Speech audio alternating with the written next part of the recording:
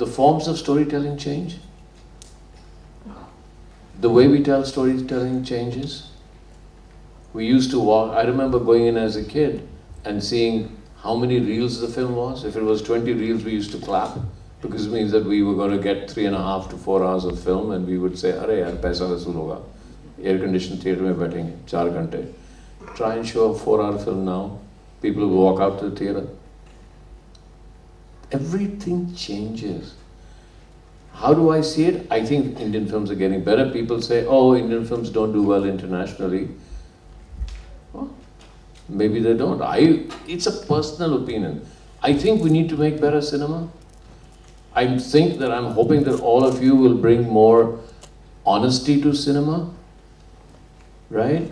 And I'm choosing the word very carefully. I'm saying honest cinema. If it's honest to you, then you are making a relevant film as a director. If it's honest to you, if you're making a film, yaar, ye chalta hai, then you're not being honest and it's not a relevant film. If you're making a film like Kick and you're making it honestly, then it's a relevant film. And your honesty changes with the times because your culture changes. You're wearing different clothes. You change. Your environment changes. What is honesty for you 40 years ago in creativity is not the same honesty now, so it just changes. Technical aspect of pre-production, keeps changing because technology keeps changing. So what we used to do for Pani, for example, even in India, I've got computer thing. I can see the whole lower city, which is divided into upper city and lower city. I'm actually able to see the whole lower city because instead of storyboards, I also have Maya. On Maya, we've done the whole thing, so the camera actually travels through to show me, acha, yahan itna visual effects hoga, itna set banayenge. So, as technology is becoming more and more important in filmmaking, pre-production is taking on a larger and larger role. When I made Mr. India, we didn't even have storyboard artists, so it all existed in my mind. Everything I had to tell people, and hope they all followed me. But we made Mr. India. So, Mr. India was made when there was no green screen in Mr. India. Nothing.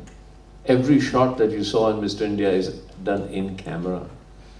Every shot, for example, do you remember the sequence in which they discover invisibility with the red thing? We had an old Mitchell camera because the Addy cameras, the claw was not that precise. So we took a 30-year-old Mitchell camera or a 20-year-old Mitchell camera at that time, and we would cover the frame, run it, precisely look at the frame, roll the film back, cover the other frame, run it, 5 passes of the same negative for one shot. That's how we did Mr. India. When the whip follows around and beats up people in the gun, I brought in some puppeteers from Rajasthan and colored the set the color of the string, because we had no way of taking the string out that we can do in visual effects now.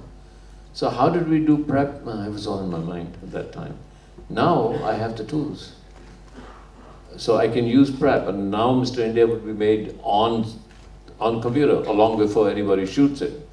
Which is better? Hey, I loved making Mr. India. So I don't know whether technology is better. I'm not sure. I'm not sure that the technology that I have right now is helping me creatively. But it's helping because filmmaking, who knows the budget of Mr. India? Take a guess. 1 crore? 75 lakhs.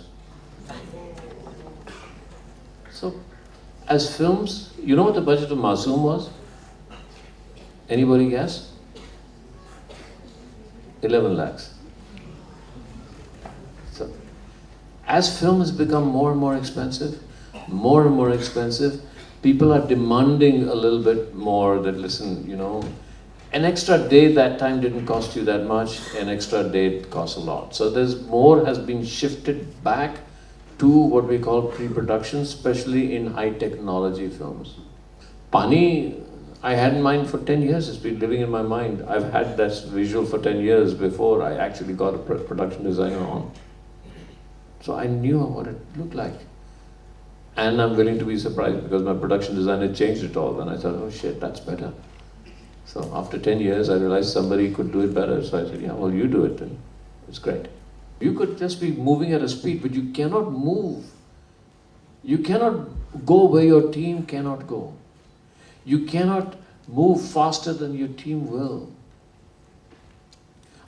Every film that you will make is a compromise. I promise you that. The only films that you will make with no compromise are the films that you will make as students here. After that, every film will be a compromise. The difference? How hard you fight, how committed you are, how passionate you are, how instinctive you are, how you can use the instinct to get over the problems that you'll face. Patli gali se kaise nikal sakta hai? I've often asked when I've made films, I've gone to the studio and said, please, I don't want the thing directed by. I want a title that says negotiated by. Because you go like this, you go like this, your instinct's working.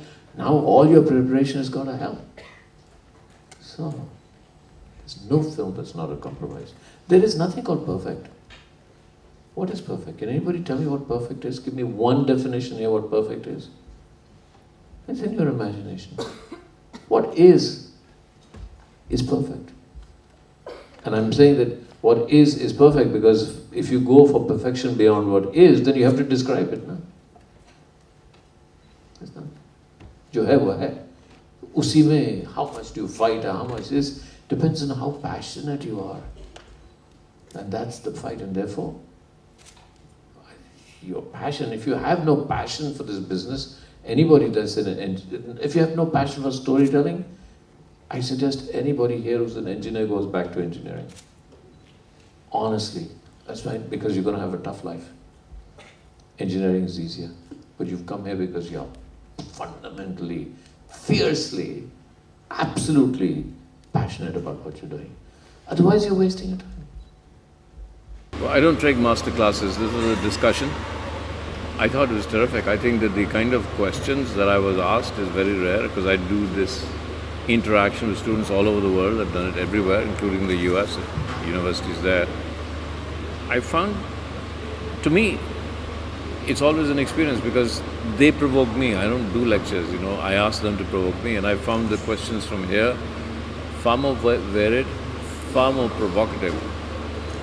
And actually, even in terms of whether it was a philosophical question or a technical question or a cultural question, storytelling question, I found them really interesting.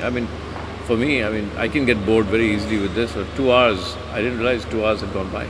ऐसी ही कई interesting बातों के लिए subscribe कीजिए बॉलीवुड वाला को. Do share your feedbacks, comment on our stories and don't forget to like the stories.